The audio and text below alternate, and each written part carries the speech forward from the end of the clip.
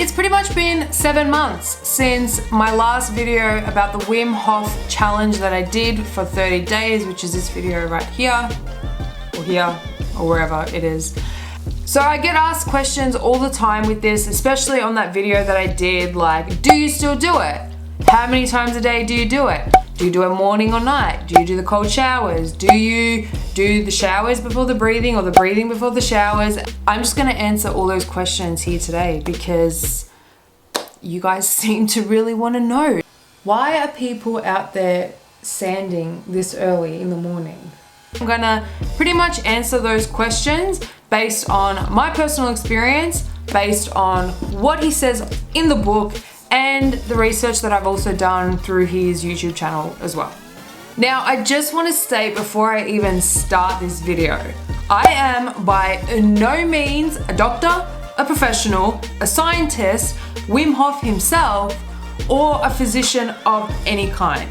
I'm just somebody that's been practicing this and has found that it's really working for me. So this video and this whole Wim Hof Method experience is my personal journey. So before you start doing it, before you attempt the cold showers or the ice baths or whatever, consult somebody like a doctor or a physician. And I would also highly, just one more for emphasis, I highly suggest that you go and watch a few of Wim Hof's videos on his channel where he explains the actual science behind it all. I'm just not even gonna attempt to explain the science behind it because I'm not a scientist by any means. One more thing I do want to mention is if you are just starting out with practicing this method, please make sure whatever you do, you're doing it always in a safe environment. Meaning in your bedroom, on a flat surface. Don't try to do it in water or a swimming pool or the bathtub because, well, I just don't even want to know what would happen if you did that. So don't do that. So first things first, I just finished reading Wim's latest book that he has launched. It's a really awesome read, and if you're somebody who's starting out doing this method, I would highly recommend you get onto this.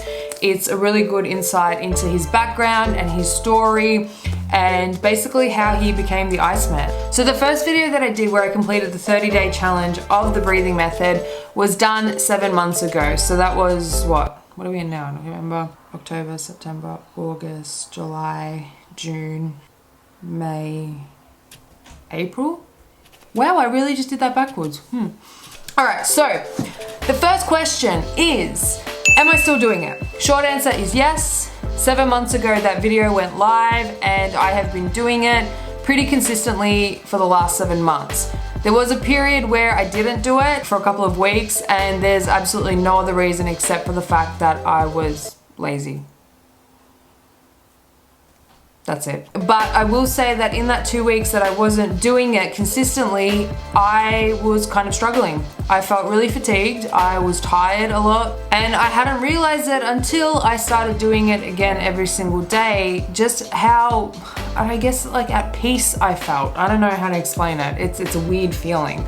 I only noticed when I started it again how much clarity and peace that I have. I just feel at ease. I feel like things don't get to me as much as they do when I'm not practicing my breath work, when I'm not meditating.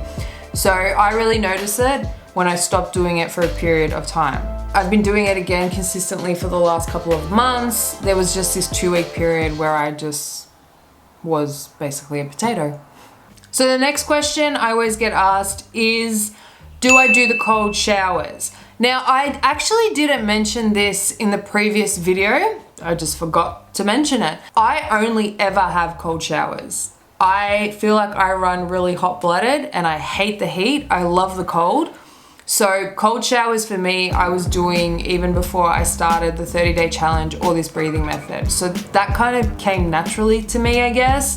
Do I do ice baths? No, I don't. I am going to be doing a massive Wim Hof challenge day in a couple of weeks because I'm going to be doing a very physically challenging task that will be launching for another video in January. And in saying that, please subscribe so you don't miss that video in January because it's probably going to be the hardest thing that I've ever attempted in my life. So I'm probably going to need to be in an ice bucket for the next 6 weeks after I finish that challenge. So no, I don't do them at the moment. I will be in the near future. Yes. Do you do it in the morning or at night? Now, I personally do it in the morning because I just feel like it sets me up for the day. Once I do that breathing, I'm sweet. In his book, Wim also does suggest doing it in the morning. So the reason why Wim suggests to do it in the morning before breakfast is to do it on an empty stomach. And reason being is because you're actually preparing your body for performance. Personal preference is morning for me. That's not to say though that you can't do it at night. If I don't do it in the morning and I have to do it at some point during the day, I literally do it when I feel it's necessary to do it sometimes. There'll be sometimes midway through the day I feel really anxious and overwhelmed. I will literally just sit there and do the 3 rounds of breath work. So there's really no like set time you have to do it. Do it when you feel you need to. For me, morning works. But it's your life, it's your body, it's your breath work. Do what's right for you. And I think that's the important thing. At the end of the day, you and only you know your body. You know what's right for you, you know what works for you, you know what doesn't work for you. So listen to yourself. It's the whole point of this method as well, is to listen and be in tune with your body and allow your mind and body to be in sync. So if you're watching this video and something doesn't work for you, don't take it word for word. Find and experiment what works for you, because how I do it is going to be a little bit different to how you do it, and that's perfectly fine. With that question also comes the next question, which is, do you do it sitting up or laying down? I do whichever one feels comfortable for me. Laying down is normally what I tend to do, especially in the mornings, but sometimes if I do it in the middle of the day or at night, I'll do it sitting up. Yeah, it really doesn't matter. And he even states that in his book, lying down, sitting up, just be comfortable, be present, and yeah, stay focused is really all that matters. The biggest question, and a lot of people felt the need to pull me up on it on my previous video, was my breathing technique was incorrect. And our old friend Wim, in his book, says that there isn't actually an incorrect way. And what I mean by no incorrect way is whether you choose to breathe in through your mouth or breathe in through your nose. What matters is the quality of the breath that you're taking. So beginners, he actually suggests in the book again, and I actually have the page number. I will give you the page number. Page 37 in this book, he says, in through the nose for beginners allows you to have more control over the breath as well as focus.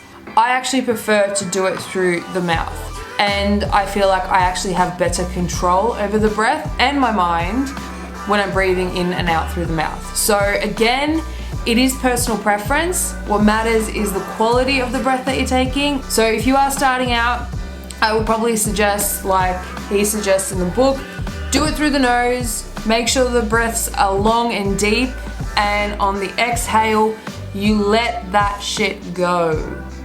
If you find that you have better control when you breathe in through the nose, do that. Do what's good for you, do what's comfortable for you, do what is right by you, not by what somebody says on a YouTube video that isn't Wim Hof himself. Another question I saw actually recently was, do you do the breathing before the cold showers or the cold showers before the breathing, or is there an order you do it in? I'm not lying, on page 47 of this book, he actually says to do the breath work before the cold showers or cold exposure, because I'm just gonna read it because do the breath work before the cold exposure to generate heat through the intercostal muscles, which increases pain tolerance. Meaning that if you were to do the breath work before you jump into a cold shower, your pain tolerance is gonna be higher, because we all know when we step into the cold, we gasp, like hold our breath, and it feels like piercing blades are literally pelting us, and it hurts. But give it a little bit and it basically feels like euphoria afterwards. So It takes time, it takes practice, it takes consistency. So just stay consistent in it and you'll be swimming in the ocean in no time. I probably won't be because I'm still petrified of the ocean, but hopefully one day I'll be able to do it.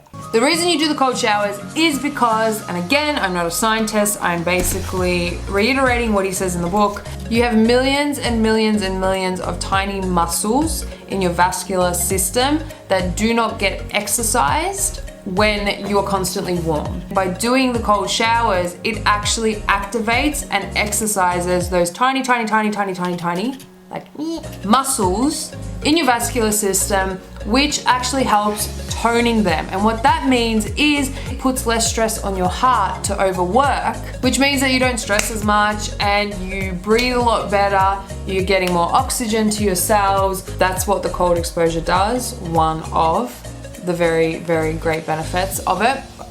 When I first started cold showers years ago now, I built it up. I did it like from 30 seconds to 45 seconds to a minute, and now I can do it comfortably and at ease for 3 to 5 minutes.